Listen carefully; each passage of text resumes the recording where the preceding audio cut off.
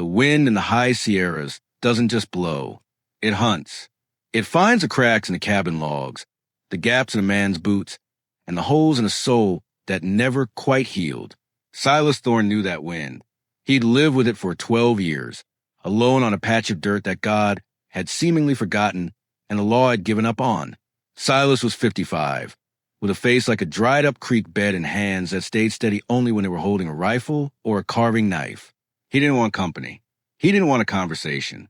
He just wanted the silence to stay heavy enough to drown out the echoes of a life he'd left behind in Missouri.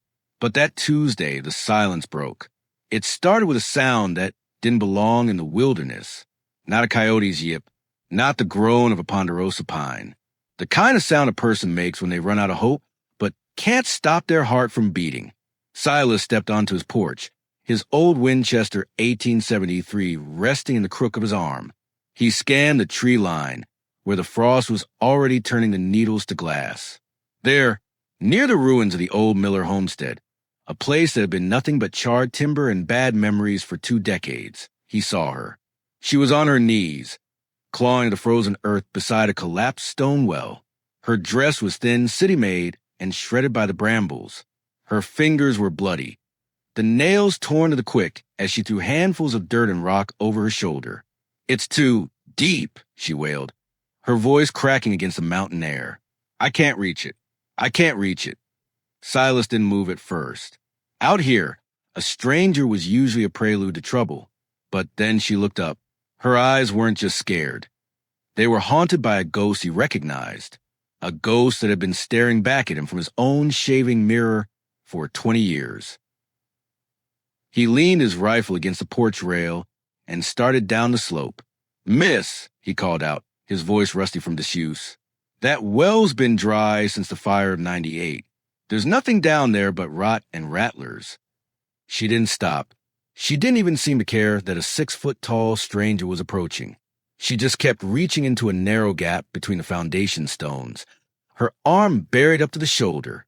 "Help me," she gasped, looking at him with green eyes clouded by a fever Silas knew all too well. The fever of the past. "Please, he's coming for it. If I don't get it first, he'll kill us both." Silas didn't ask questions. In the West, questions got people killed. Actions kept them alive. He saw the way her body was shaking, not just from the cold, but from a deep, systemic shock. He reached down, grabbed her by the waist, and pulled her back from a hole. She fought him for a second, a desperate, frantic strength, before the exhaustion finally won. She collapsed against his chest, her head falling into the hollow of his shoulder. She smelled of wood smoke and old fear. He carried her back to his cabin. It was a small place. 1 room, a stove, a bed, a table. It was a fortress of solitude, and for the first time in a decade, the gates were open. He laid her on the cot near the fire. He moved with a practiced, somber efficiency. He built up the fire until the cast iron glowed orange. He boiled water. He tore a clean sheet into strips to wrap her mangled fingers. She watched him the whole time, silent now. Her eyes followed him like a bird watching predator, unsure if he was going to feed her or snap her neck. "Drink this," Silas said, handing her a tin cup of coffee. It was bitter and black, strong enough to wake the dead. "I know you're freezing," Silas replied, "and I know you were digging a grave that belongs to the Miller family. Beyond that, the mountain doesn't care about names." "My name is Sarah," she said, "Sarah Miller." Silas froze. He was reaching for a log, but his hand stayed suspended in the air. The Millers, the family that had been wiped out on a night of blood and fire 20 years ago. The tragedy that Silas had been sent to investigate as a young deputy marshal. The case that had broken his spirit and sent him into exile because he'd been too late to save the children. "The Miller girl died in the fire," Silas said, his voice dropping to a low rumble. "I saw the bones myself." "You saw what they wanted you to see," she said. A single tear tracked through the dirt on her cheek. "They took me before they lit the match. And now, 20 years later, I've come back for the only thing that can prove what really happened that night." The night deepened. Outside, the wind howled like a pack of wolves, but inside, the air was thick with the weight of the unspoken. Silas sat at the table, whittling a piece of cedar. The shavings felt the floor like autumn leaves. He was thinking about that night 20 years ago. The smell of kerosene. The way the sky had turned a sickly orange. He'd found 3 bodies in the ash. A father, a mother, and what looked like a small child. He'd carried the guilt of that failure every day since. Why now? Silas asked. Because the man who took me is dying, Sarah said. She was wrapped in Silas's heavy wool coat, looking smaller than she had on the mountain. He told me the truth on his deathbed, not as an apology, as a curse. He told me that my father had hidden a tin box in the foundation of the well, a box that contains a deed to the valley's water rights, the rights that Judge Gallo has been using to build his empire for 20 years. Silas's jaw tightened. Judge Gallo, the man who owned the town, the law, and every politician from here to Sacramento. The well is deep, Silas, she said, using his name for first time. And the stones have shifted. I can feel the corner of the box, but it's wedged. It's too deep. I can't reach it. Silas looked at his hands. Big hands. Scarred hands. Hands that had failed to pull a family from a burning house 20 years ago. Rest, he said. The ground is too frozen to do much tonight. We go at first light. Before we find out what Silas finds in that well, take a moment. If this story is hitting you in that place where the past meets the present, give the video a like. And tell me in the comments, where are you listening from tonight? Is it quiet where you are? Or is the wind hunting at your door too? Hit that subscribe button so you don't miss the moment the truth finally comes to light. Dawn came in shades of bruised purple and cold gray. Silas and Sarah stood by the old well. The air was so cold it hurt to breathe, but Sarah was vibrating with a desperate energy. There, she pointed, under the 3rd foundation stone. There's a hollow. My father built it so only someone who knew where to look could find it. Silas knelt. He cleared away the debris he'd watched her struggle with the day before. He used a crowbar to shift the heavy granite stone. It groaned, a sound like a soul complaining after he reached in. The water at the bottom of the well was black and ice cold. He pushed his arm deep into the muck, past the jagged edges of the rocks. His fingers brushed against something cold, something metal. I have it, he grunted. His muscles strained. The box was wedged tight, held by 20 years of silt and shifted earth. He felt a sharp edge slice his forearm, but he didn't pull back. He couldn't. This wasn't just a box. It was his redemption. With a final, violent pull, the suction broke. Silas pulled his arm out, dripping with black slime. In his hand was a small, rusted tin box. It was dented. The hinges nearly fused by time, but was whole. He didn't open it. He handed it to Sarah. She took it with trembling fingers. She used a small rock to hammer at the latch until it snapped. Inside, wrapped in oilcloth, were papers, yellowed but legible, and something else, a silver locket. She opened the locket. Inside was a tintype of a woman with the same green eyes as Sarah, and a man with a stern, kind face. It's them, she whispered. But as she pulled the oilcloth away, a folded piece of paper fell out. It wasn't a deed. It was a letter. Silas picked it up and read the first few lines. His blood turned to ice.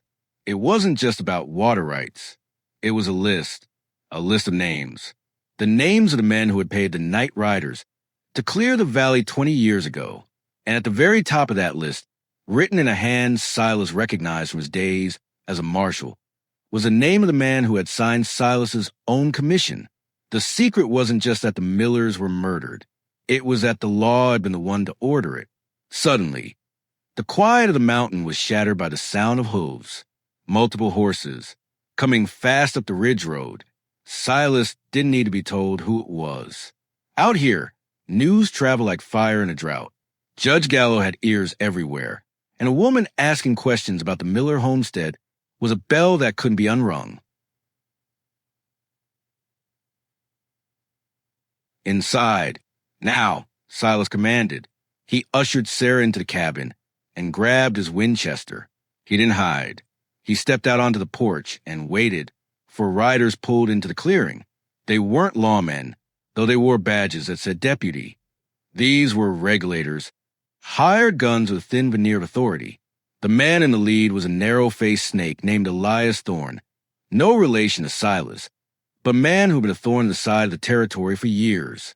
"Morning, Silas," Elias said, his hand resting on the pommel of his saddle, far too close to his sidearm. "Here, you got a guest. The judge says she's a runaway. Mental case. Escaped from an asylum in the city. We're here to take her back." Silas levered around into the chamber of the Winchester. The sound was loud in the crisp air. "Clack, clack. She's not going anywhere, Elias," Silas said. "And you can tell the judge that the well finally gave up its dead. I have the box." Elias's eyes flickered to the cabin door. His smirk vanished. "That's a dangerous thing to have, Silas. A man could get burned out of his home over a box like that, just like the last family that lived on this ridge." "I was too late 20 years ago," Silas said, his voice dropping to a dangerous, vibrating whisper. "I've had 20 years to think about what I'd do if I got a second chance. You want this box? You're going to have to ride over me to get it. And I promise you, Elias, I'm the steepest mountain you've ever tried climb." The tension was a physical thing, like a wire stretched until it was humming. The riders looked at each other. They knew Silas Thorne. They knew he was a man who had survived the war and the wilderness. They knew he wasn't bluffing. "The judge won't let this stand," Elias spat. "The judge is a dead man," Silas replied. "He just doesn't know it yet. These papers are going to the federal marshal in Helena, not the locals, not the ones he pays. The real law is coming, Elias. You might want to decide which side of the bars you want to be on when they get here." Elias looked at the Winchester pointed at his chest. He looked at the hard, cold eyes of a man who had nothing left to lose. He spat into the dirt, turned his horse, and signaled his men to retreat. "This isn't over, old man." "It started 20 years ago," Silas called out as they rode away. "It's been over for a long time."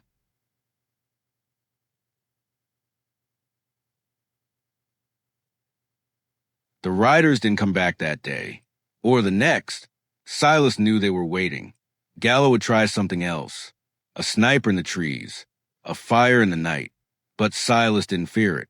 For the first time in 2 decades, he felt like he was standing on solid ground.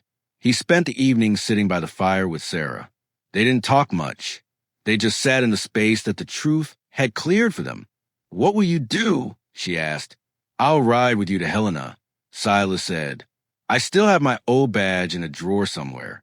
It doesn't mean much, but it might get us through the door. After that, I reckon I'll come back here. Someone's got to keep the wind out." Sarah reached out and touched his hand, the hand that had reached into the deep, dark well to find her life. "You saved me twice, Silas," she said, "once from the well, and once from the lie I've been living."